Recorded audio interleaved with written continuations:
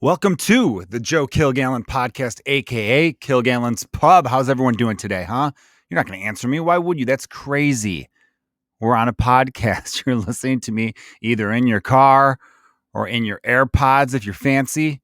Side note, if you don't have the AirPods, get on that shit. I know they're expensive, but it is a game changer. Because think about it at night. You know what I mean? You're in bed and you want to listen to something, but you got your significant other next to you, so you can't have the volume on. So now you're reaching over for like fucking headphones or like the shit with a cord, and now the cord's all up in your shit. You know what I mean? And then you're fumbling through and they get tangled. AirPods, you pop them in, boom, right there. It's the best. It really is a game changer. Anyway, I just wanted to start off with that. That's the podcast for today. No, I'm kidding. It's sponsored by AirPods. Listen, guys, I always got to start off with the gratitude. I have big thanks to everyone who's been listening, the subscribers, people who share, Patreon subscribers. You guys are amazing. You're the best. I love you so much. It's true. All my YouTube subscribers, 10K and counting. What? This is fucking nuts. Today, I am doing a solo show. Earlier the week, I dropped the Will Miles episode on a Monday. Normally, we go every Wednesday. Dropped that one on Monday. I've been teasing the notion of doing 2 a week. So you're kind of getting 2 this week. But if you haven't listened, or if this is your first time listening to the pod, go back, check out some episodes of me with a guest. Because sometimes I've been told, I got a few people who told me, I don't like the solo ones. You're better with a guest. I've had other people say, hey, I kind of like the solo ones. It's funny. You get real ranty and we don't know where you're going to go with it. So it's pretty good. So either way. But if you're new, check out the previous ones. I had Will Miles on the latest episode. He is a great comedian. He's got his own Comedy Central half hour.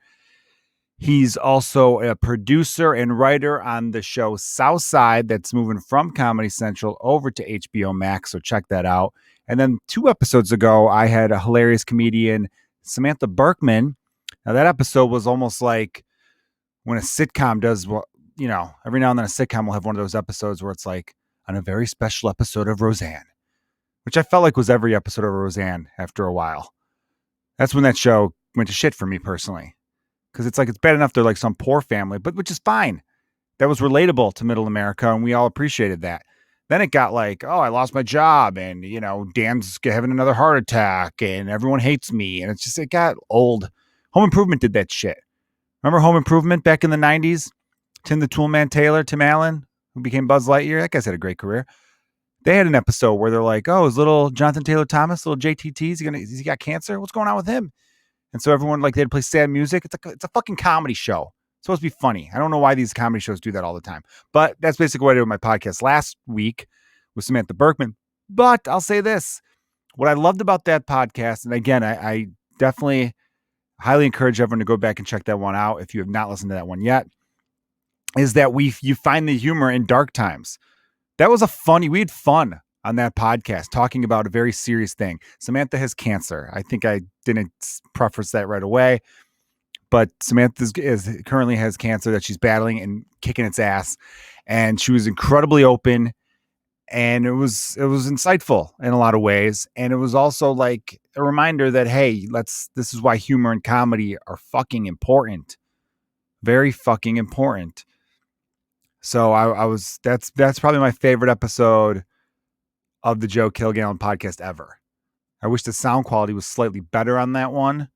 I think the levels on my mic got a little screwy. That's where I miss going to the studio. You had the producer, James Webb, everyone was my old producer. He would be able to fiddle with that and fix it for me. But when I'm in the middle of it and we're doing it remotely, she's in New York, I'm in Chicago, that happens. So I thought it was important to hop on today and go solo. I probably could have got a guest, but I have some stuff on my mind where I'm like, you know what? Let's just rant, baby. Let's just rant. I'm going to get right into it with this one. Now, I'm late to the game on this. For those of you watching the video, I am going to be looking at my phone because I want to get the right quotes down. 2020, as we all know, crazy, a horrible, stupid year. Although there are some people out there who probably had a great year. You ever think of that? There are some people out there who are like, 2020 was fucking amazing for me. I won the lottery. I got my dick sucked. Like, what a year. There's some schlub out there. There's someone out there who got their dick sucked for the first time in the year 2020. And here we all are, the rest of us in society, the rest of us just going, fuck 2020. 2020 sucked. Oh, everyone was in 2020 the worst? And this guy's going, I finally got to come in someone's mouth. And you guys don't think it was a bad year? Oh, great. I'm crying for that guy. Yeah. Like, you ever think of that? Who are we? Who the fuck are we to just assume everyone had a shitty year? Look, 400,000 people died in America from COVID. Awful. Look, I have tons of empathy and sympathy for that. I forget the difference between those two words because I'm stupid, but I do. My wife is a nurse, works on the code floor. Mad respect for nurses, especially doctors, other healthcare workers. This year should have opened our eyes up to holy shit, right? But I don't like the idea of just being like that whole year was garbage. Some people felt that way about 2016. A lot of celebrity dies. You know, depending who you voted for, you were pissed off. 2016, a lot of people hated. I fucking love 2016. My beloved Chicago Cubs won the World Series in 2016. Like, how dare you? I got my wife pregnant in 2016. Son came out in 2017. Still, though, the fun part was 2016 on my end, you know? Finally got to not pull out, which was great. If you've ever not pulled out on purpose, obviously you've had the accidentals, like, damn it. But like to just leave it in, like knowing, I get to leave it in, the best sex. The best. Highly recommend. But again, I definitely think you got to think about those people out there who in 2020 had a really kick-ass year and they probably feel bad about it. I'm telling you now, we're almost halfway into February. I think it's okay for you to come out of the closet, go out and celebrate, you people who had good 2020s. Because I know you're feeling shame. You're probably like, damn, I had a really good year, but I can't talk about it because the whole fucking world hates my year. Now I think you got to come out now and be like, you know what? I'm sorry. I'm sorry that you didn't get to go to restaurants and bars anymore. But guess what? My penis was in someone's mouth and I dreamt of that for a very long time. Okay? Maybe this person's like fucking 38. Maybe some 38-year-old guy who didn't have the skills to close or just, wasn't very good looking. Maybe he finally got to bust a nut in someone's mouth. And here we are being shitty about it. No more America. Let's start thinking of others, world. Not just America, it's the whole world. Okay? Too much America bashing going on. We got to come together as a world and realize we all suck. Anyway, okay. But one of the highlights of the craziness from 2020 was a fun meme that pretty much everyone shared. And I really mean everyone.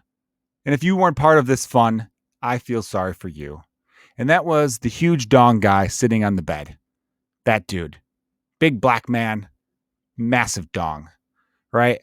Now, a lot of you might know this because I think it got out in the world. The guy's known as Barry Wood in the photo. People assume must be a porn star. Not the case. Actually, a church-going man. Fun-loving guy. People really enjoyed the dude. Real name. Hold on, let me find it real here. Wardy G. Jobert III. That's quite a name. I think Barry Wood is a better move. And he was, loving church-going man. Community held fundraisers and stuff like that for those in need. And that's how he ended up taking the picture. Now, he took it because it was in San Francisco area and a guy that worked out at the same gym as he did was a photographer in that world.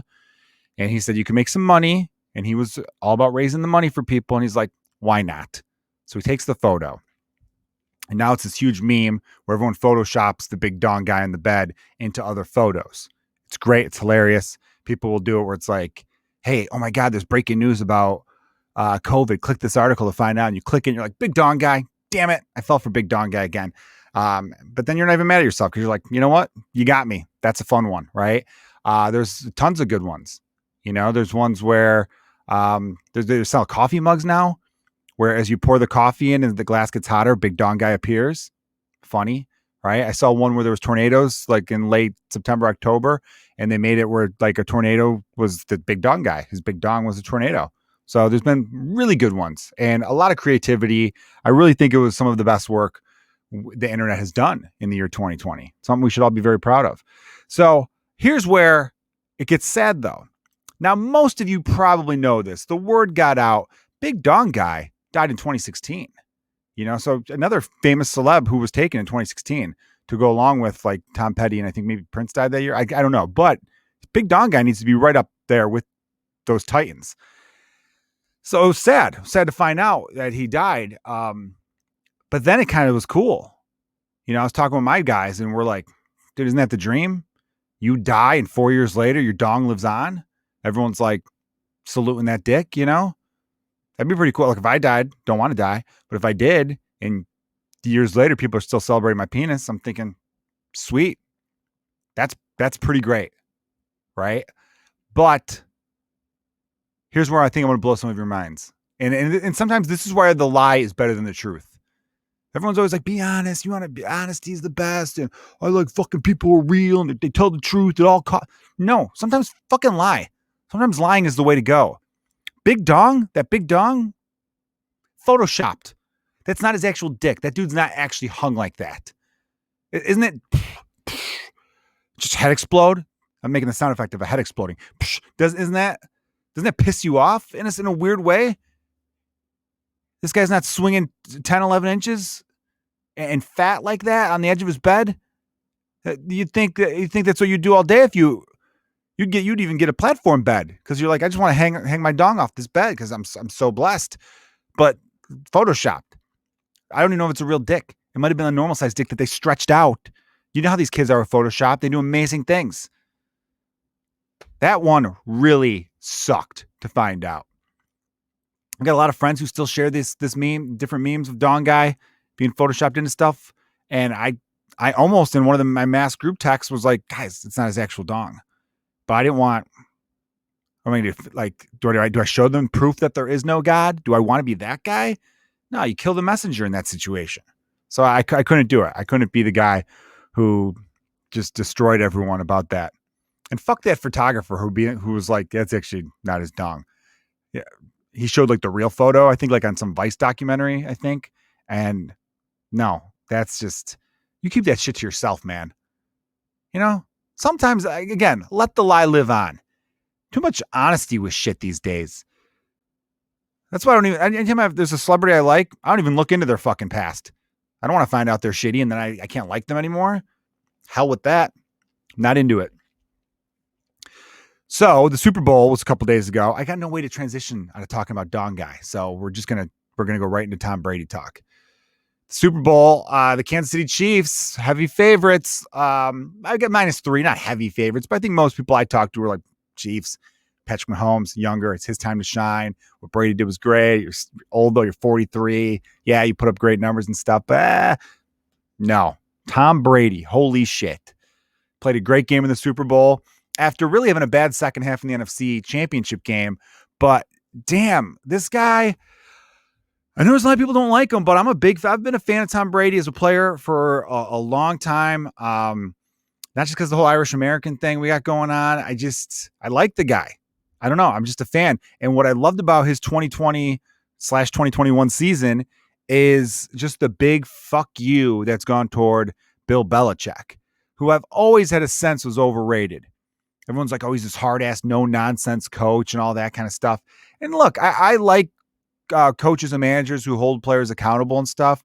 But whenever someone gives off that like Coach Kilmer from Varsity Blues vibe, where it's like, I will literally put your life. It's about me and winning and all that shit. I don't know. I've never been the biggest Belichick fan. I know some people just go nuts for him. It's just not my, I don't know. It's like, dude, this is high school. I'm a fucking grown man. Let's cut this rah-rah bullshit. This isn't a pep rally. You know, he cost him the one Super Bowl against the Eagles, I feel like. That was a shootout. Super Bowl against the Eagles was a shootout. He benched their best secondary player, their one safety whose name eludes me at the moment.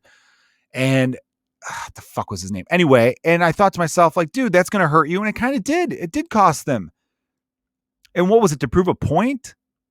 That if I was any other player in that locker room, I'd be like, listen, asshole, fine him. Fine the player.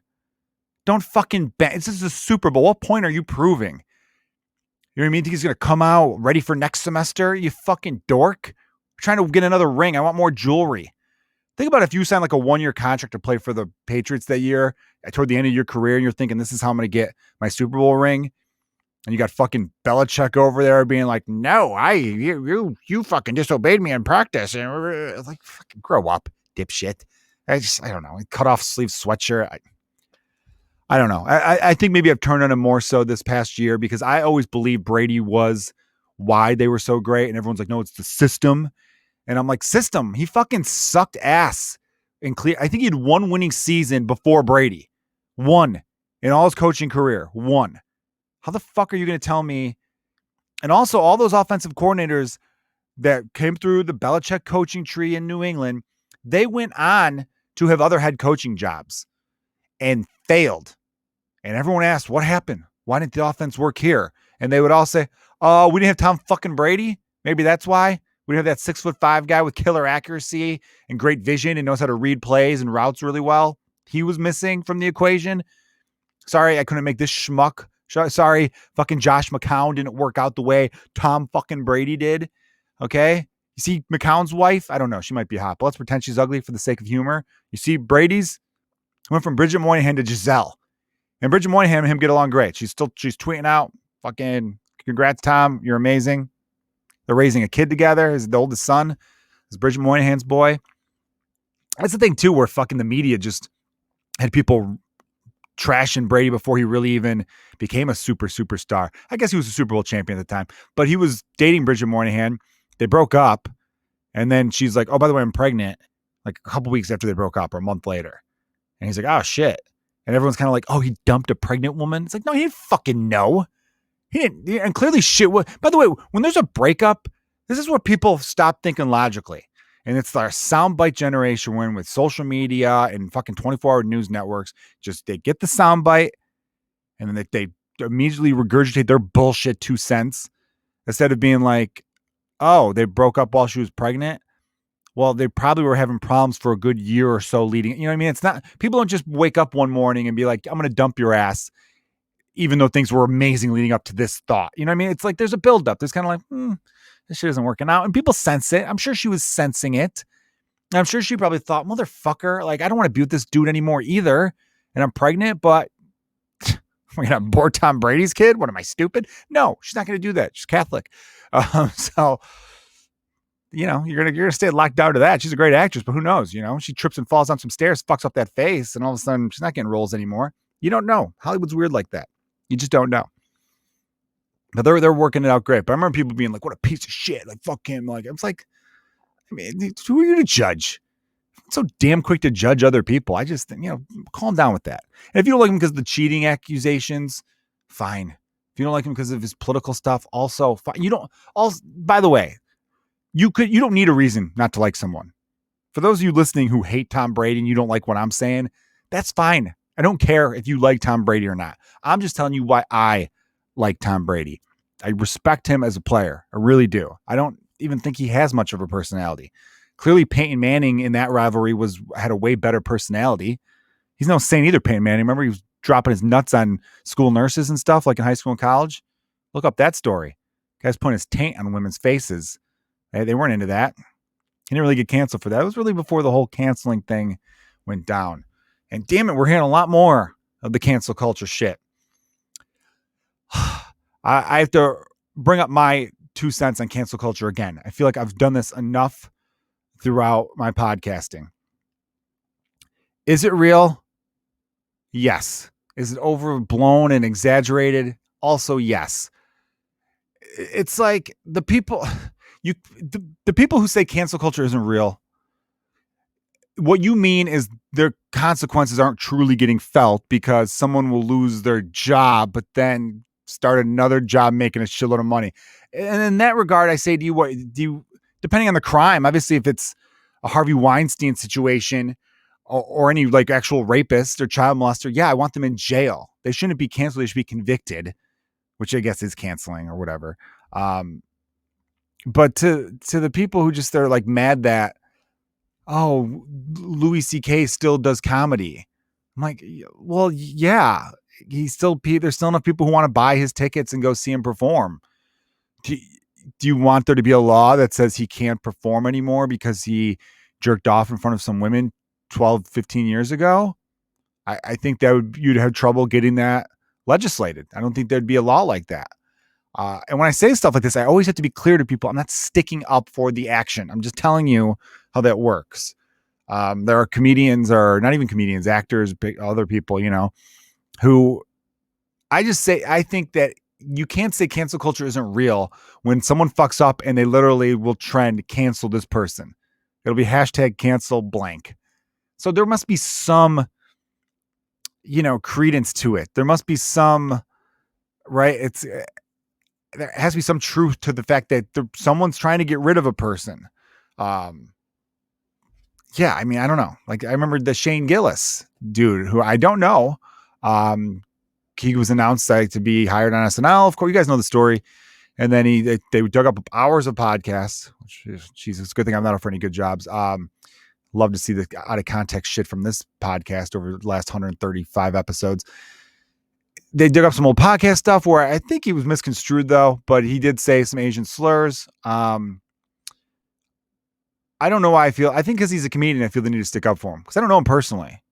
From what I read from different sources and from people I know were like, what he was saying is that they could have that. And when he said the Asian slur, which I guess don't say the slur,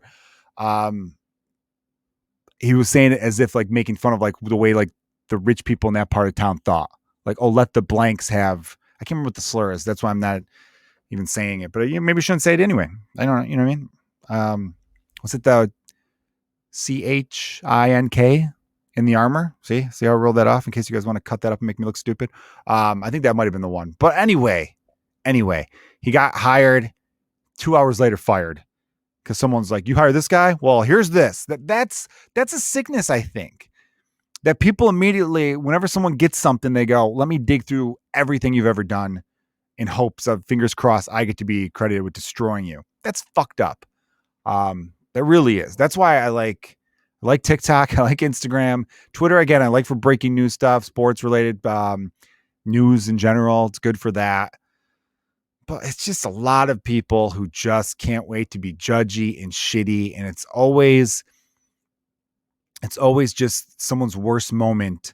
And they label everything you've ever done gets erased. So say you're a great person, but then you do a fucked up thing. You're now associated with that fucked up thing. And here's where I could tie it back in with Tom Brady. So Brady in 2016 had like a Make America Great Again hat in his locker. And everyone's like, he's a fucking Trump supporter. Fuck this piece of shit. Fucking hate him. How dare you? All this kind of shit.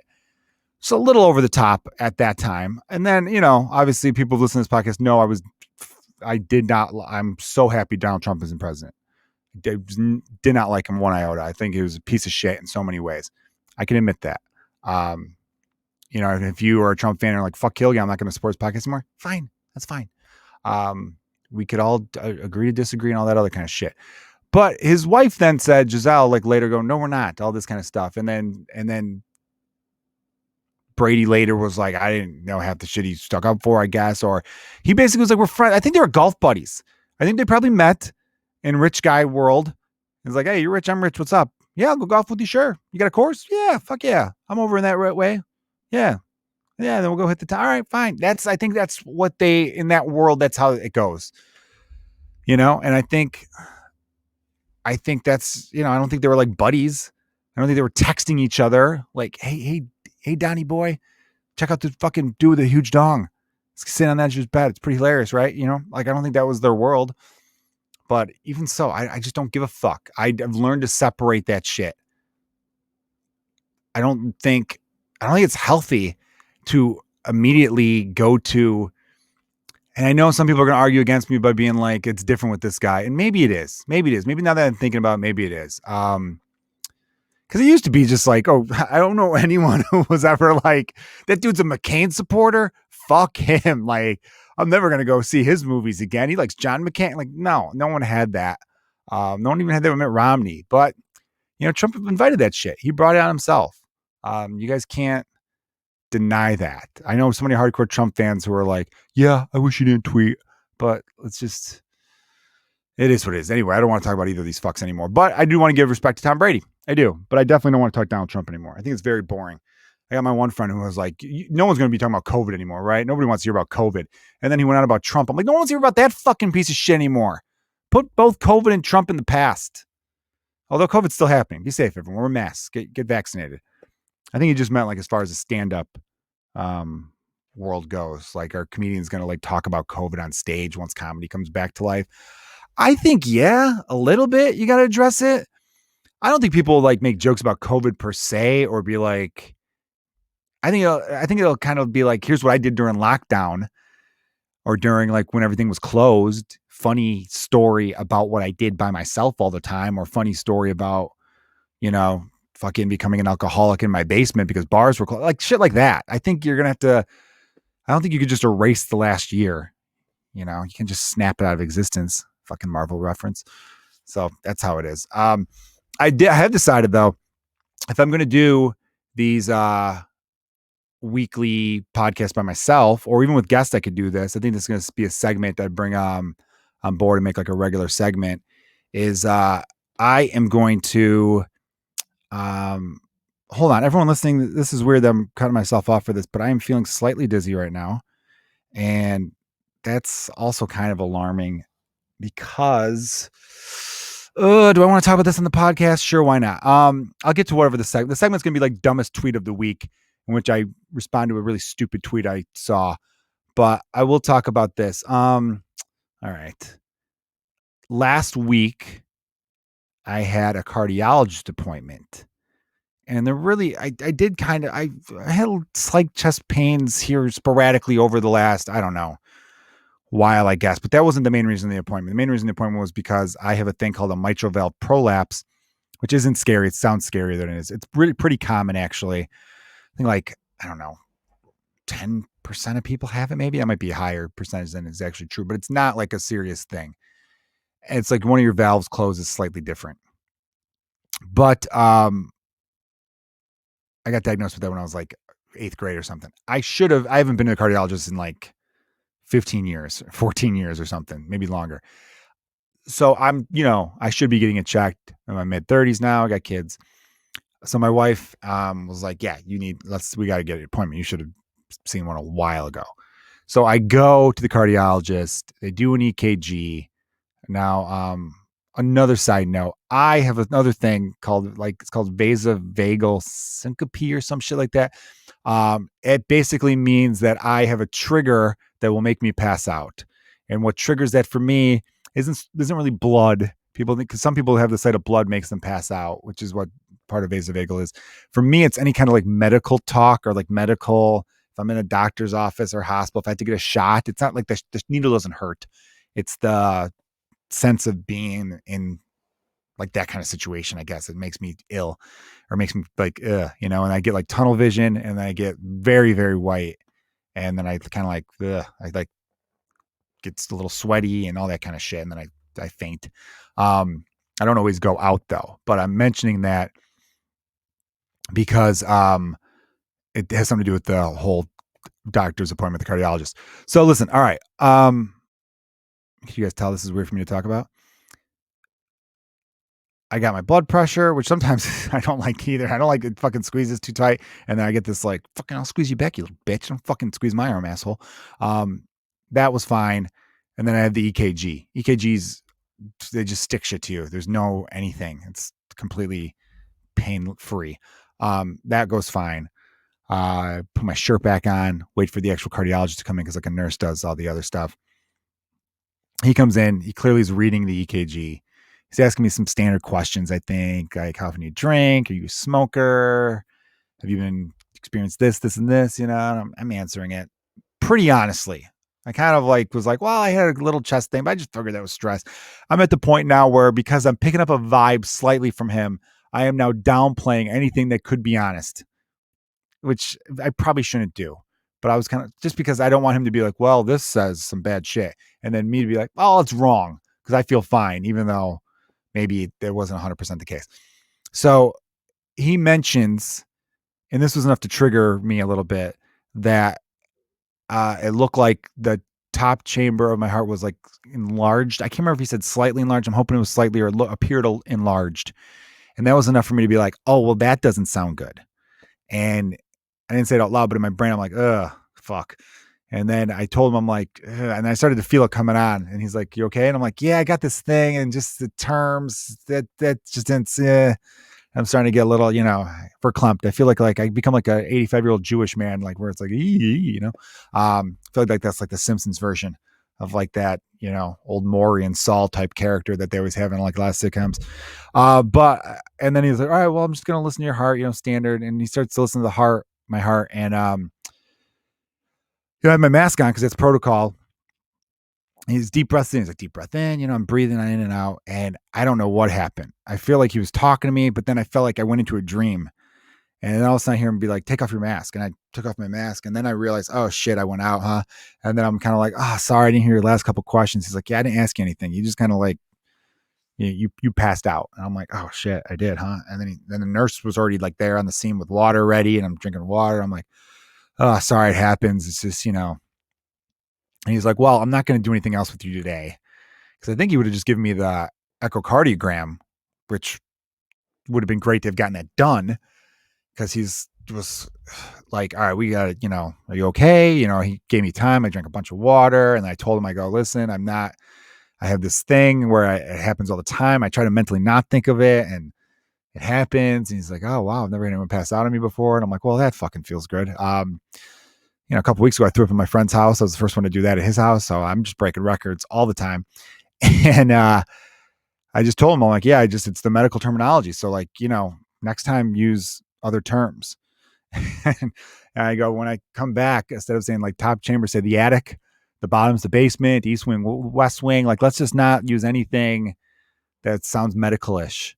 And he's like, okay, we won't do that. And then he goes, but I want to make an appointment for the next appointment possible. So tell when I'll walk you to the front desk, make sure you're okay. And we'll make the next earliest possible appointment or whatever, which wasn't until like 3 weeks. So it's not till coming up. It's like a week from next week. So like 10 days or something, I got to go before I go in for the echocardiogram, which is basically an ultrasound of your heart.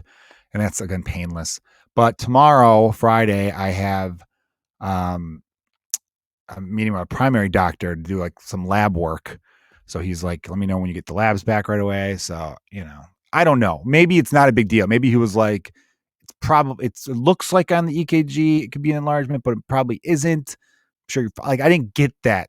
So I've been in fucking anxiety over the last, it's been like a week and a half now or something like that. And I don't know. I'm probably fine, but, it's enough where it's in my fucking head. I'll tell you that much. To the point where, by the way, WebMD will scare the shit out of you always. All of those sites will. So like, I told myself I'm not going to go on WebMD, but I'm still Googling. I'm just going to MayoClinic.com or fucking thisplace.com. And, I'm telling myself like American Heart Association or blah, blah, blah. And, they always tell you like every fucking WebMD, be like, my knee itches. You got to cut off. You got fucking gangrene and they got to amputate. It's always the worst. They never say, I'd like one WebMD to just, you Google it and they're like, you're fine. Go on Pornhub. Go on fucking Redfin and look at houses you can't afford. You're fine. Why are you on WebMD? For that? Come get the fuck out of here. Like one time, there should be a website like that where they just know. Anyway, I feel like my dizziness has subsided slightly. It's weird because, I'm recording this, if you're listening to the audio of this, but I'm also filming it. So I'm looking at myself as I talk, and maybe it was just the fucking picture got blurry and I'm hungry, and that's probably what did it. Anyway, all right, let's close it up on this. Dumbest tweet of the week. Now, I'm mad at myself because I lost the tweet itself, but I'm able to find enough examples of the tweet. Now, it's about nepotism.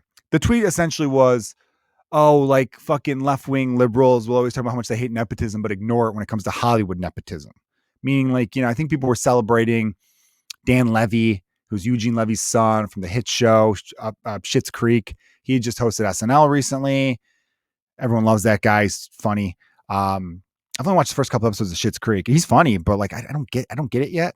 In my head, I'm like, this seems like Arrested Development-ish, but Arrested Development seemed way funnier at the start than this show. I'm going to keep watching it though. I'm not saying it's bad. I'm just not into it yet. But so the tweet's basically just like, fuck Hollywood nepotism and stuff like that. Now, again, nepotism, everyone's for like, my kid, I'm a famous actor. My kid's going to be a famous actor and I'm going to grease the wheels for him to help him. Obviously, I don't like nepotism. I think nepotism is bad in a lot of sense. But you have to understand, I think Hollywood nepotism, again, a bad thing. But here's why I hate this tweet and this thought process, all the people who think this way, they're not really breaking it down logically. I think a lot of the reasons that so many famous people, famous actors and actresses, also have parents who are famous actors and actresses is because they grew up seeing that was a possibility. So if you grow up and, your father's a famous actor, Tom Hanks, his son Colin Hanks has been in a bunch of stuff lately. So if you're Colin Hanks and you're like 7 and you're like, my dad's in all these movies, movie star is a possibility. I could maybe one day be a movie star like my dad. That's what a lot of it is. Now, sure, of course, in every industry, there is problems with nepotism where it's like, give my kid the fucking job. But I don't think it's any more in Hollywood than it's, say, in plumbing.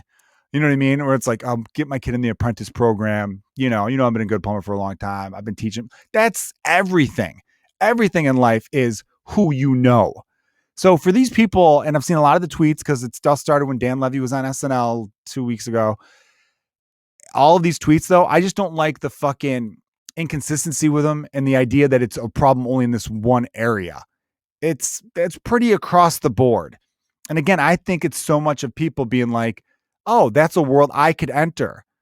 You talk to the average American, like I know growing up, if I would have said I want to be a famous actor, people would be like, they would have told me I remember when I started doing comedy, they weren't overly supportive right away. Luckily, they weren't dicks, but I remember like, they weren't being like, really? You're going to be fucking, there wasn't like encouragement. That's just the world I grew up in. I grew up in a very blue collar part of Chicago where people didn't go on to be musicians or actors or comedians or whatever. It just wasn't the arts. The arts wasn't for you. You want to be an artist? What do you like, dick? Like that was the world I grew up in. So I would really believe that the reason so many famous people's kids end up becoming famous in those worlds is because they grew up thinking it's a possibility. We've been talking a lot in society about representation being important, which I think it is. If you're a little girl and you all of a sudden see politicians who are women, you think, oh, I could grow up and do that too. That's a fucking cool thing. I don't know who would be against that. So I definitely think the idea of that, like Hollywood nepotism is out of control more so than other shit. I think it's bullshit. I think a lot of people who are spreading that are people who just aren't successful in their own right. Maybe they're not talented enough, or maybe it just doesn't happen for them yet, but they're fucking bitter and they're pushing that shit out there. And I really think that's what a lot of it is. But in the same regard, yeah, there are some talentless fucks who get things that other people don't get. Are you new? That happens everywhere. Like fucking everywhere from the beginning of goddamn time. So either accept it, work harder, or fucking get out of the way because you're going to be a loser anyway. That's how I'm ending it right there. All right, guys. Thank you for listening to me rant about some shit and get a little personal. Again, don't worry about me. I'm fucking fine. I'm 100% sure that everything is going to be aces. Fucking aces. But yeah, check out Patreon. I write like blog stuff on there, and there's a lot of bonus podcasts up there now. Just a lot of good content your way. I posted, I had to do a fucking voiceover audition that was garbage. So I posted like my outtakes for that. So you can check that shit out. I got some footage of me drunk at my friend's house. That's kind of funny. So yeah, go on the Patreon and it goes a long way. The more we can keep growing this thing, the more I could keep making the quality better and better and better. Cause I'll just put that money right back towards this and we'll all grow together. All right. You guys are the best. Thanks for listening to the Joe Kilgallon Podcast. Cheers.